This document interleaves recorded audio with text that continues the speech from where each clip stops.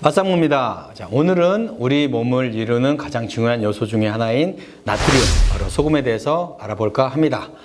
소금을 어떤 소금을 먹어야 되는지, 그리고 얼마나 먹어야 되는지에 대해서 알아보겠습니다. 얼마 전에 맛 칼럼니스트 황교익 씨로부터 발발한 전쟁이 있었죠. 바로 천일염 전쟁이었습니다. 황교익 씨 주장에 따르면 천일염은 우리 전통 방식의 끓이는 자염이 아니라 그 대만에서 일제강점기 때 넘어온 값싼 소금을 대량으로 만드는 방식이고, 또 그 토판을 이용하는 게 아니라 장판, PVC 장판을 이용하기 때문에 그 장판에 불순물들이 또 천일염에 들어가기도 하고, 그렇게 생산된 천일염에는 세균과 흙과 여러 가지 불순물들이 많아서 우리 몸에는 좋지 않다. 그래서 천일염보다는 정지염을 먹는 게 낫다. 이런 주장을 했습니다. 자, 이 주장에 대해서 천일염 생산자분들은 무슨 소리냐, 그때 천일염 그 시료로 채취해간 것은 진짜 천일염이 아니라 낮은 온도에서 생산되는 그 질 낮은 고질염이다. 이거는 도로공사 때나 쓰는 거지 먹는 게 아니다. 그리고 그 황교익 씨가 주장하는 정제염에는 고결제라고 그러죠. 그 덩어리지지 않게 하는 페로시아나이드라는 고결제가 들어가기 때문에 천일염보다 더 나쁘다라는 주장을 했습니다. 두 주장 다 일리는 있고요. 제가 볼 때 천일염이냐 정제염이냐 이게 좋다 저게 좋다 이게 아니라 제대로 된 천일염, 제대로 만들어진 정제염을 사용을 해야 된다고 생각을 합니다. 어떤 제품이라고 제가 말씀드릴 수는 없으나 인터넷에서 찾아보시면 천일염 중에도 그 물을, 불순물을 제거를 하고, 또 토판에서 장판이 아닌 그 세라믹판에서 만든 제대로 만든 천일염이 있고요. 또 정제염 중에도 중국산 정제염 말고 국산 정제염에는 페로시아나이드나 표백제 같은 게 들어가지 않는 또 제대로 만든 정제염이 있습니다. 그 제품들을 골라서 쓰시면은 문제가 없고요. 굉장히 비싼 프랑스산 게랑드 소금을 쓰실 필요가 없어요. 우리 소금 굉장히 좋습니다. 제대로 된 제품을 구입을 하시면 되겠습니다. 그렇다면 소금을 얼마나 먹어야 할까요? 제가 군 시절에 그 훈련소에서 앞기수분이 탈진해서 사망한 사건이 있었습니다. 그분은 땀을 너무 많이 흘려가지고 몸에 그 염도가 맞지 않아가지고 쓰러져 쇼크로 사망을 하게 됐는데요. 이렇듯 우리 몸에 소금이 조금만 빠져나가도 굉장히 위험합니다. 이 정도로 중요한데요. 지금은 고혈압이다 뭐다 해서 소금이 굉장히 천덕꾸러기가 됐죠. 소금을 죄악시하는데 소금을 죄악시할 게 아니라 내 몸에 맞는 염도를 유지를 해야 되는 겁니다.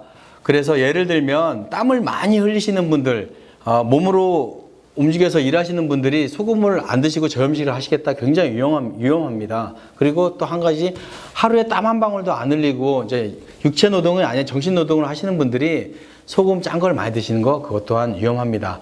우리 몸속에 흐르는 그 피에는 염도가 한 0.9 정도의 염도가 되는 그 체액과 피가 흐르는데요. 이 염도는 어느 정도냐면 우리가 짭짤한 국물, 육개장을 딱 먹었을 때가 0.8에서 0.9 정도 나오거든요. 굉장히 짭짤한 피가 흐르고 있는 거예요.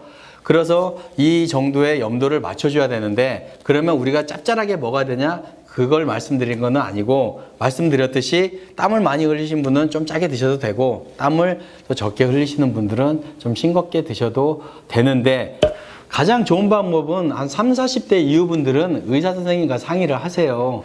자기 생각대로 나는 이 정도 먹어도 괜찮다라고 생각하시고 계속 드시다 보면 정말 몸에 큰 무리가 올 수 있습니다. 지나친 저염식 좋지 않습니다. 지나친 저염식이 오히려 심장질환과 심혈관 질환을 더 악화시킨다는 보고도 있고요. 그리고 서구에서도 오래전부터 그 소금을 대체할 만한 대체 소금에 대해서 연구를 해오고 또 사용을 하고 있습니다. 맛상무 대체 소금 리뷰편을 보시면은 또 아시는데, 여기 제가 구입한 대체 소금이 있는데요. 리뷰에서도 나왔듯이 대체 소금은 소금의 대체가 안 됩니다. 소금 맛이 안 나요. 그래서 대체 소금을 사용하실 게 아니라 그냥 소금을 좀 적게 드시는 게 오히려 나을 것 같습니다. 자, 지금까지 제가 드린 말씀을 정리를 하자면, 첫 번째는 천일염, 정제염이 중요한 게 아니라 어떻게 만든 천일염이냐, 또 어떻게 만든 정제염이냐, 이게 중요하다는 말씀 드리고요. 자, 두 번째는 저염이냐 고염이냐의 문제가 아니라 내 몸에 맞는 소금 섭취를 해야 된다.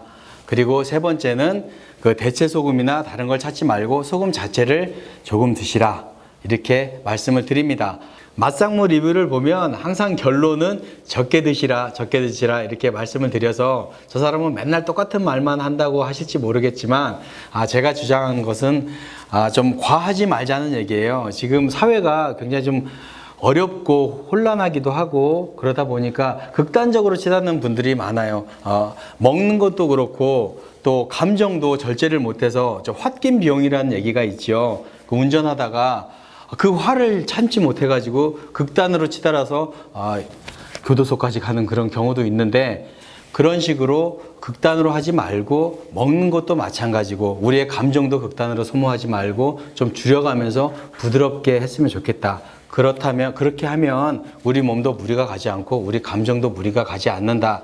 제가 그런 입장에서 말씀을 드리는 것이고요. 소금이든 MSG든 뭐든 간에 그렇게 우리가 먹는 것에 대해서 나쁜 것은 없습니다. 하지만 줄이고 좀 자중하고 적게 소비를 하면 굉장히 건강하고 또 맛있는 맛을 느낄 수가 있겠습니다. 자, 지금까지 소금에 대해서 말씀을 드려봤는데요. 조금이라도 도움이 되셨으면 구독 꼭 부탁드리고요. 자, 다음 시간에는 집밥 백종원 현상에 대해서 한번 말씀을 드려볼까 합니다. 봐주셔서 감사드리고요. 지금까지 맛상무였습니다. 감사합니다.